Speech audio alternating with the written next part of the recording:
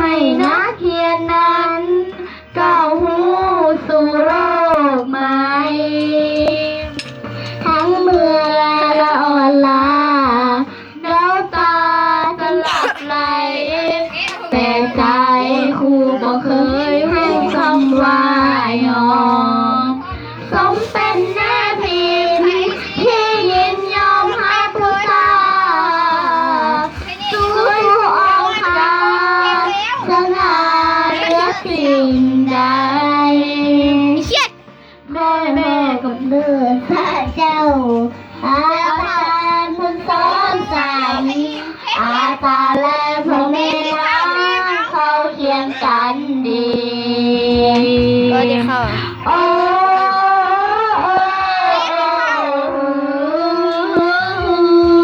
ก็พามาจะผ่านไหม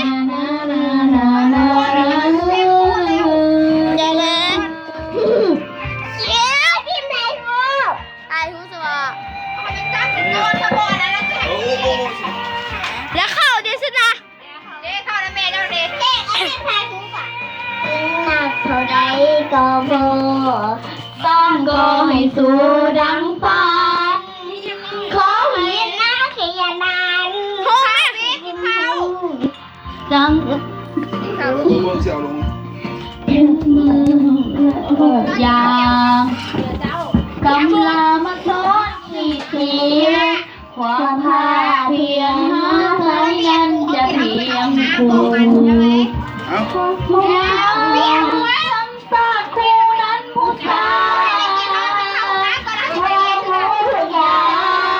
อาจารย์นั้นผู้ให้สอนให้ความศรัทธาเราตาจากใจเสียใจกดน้ำใจครูขอร้อยบ่ท้อ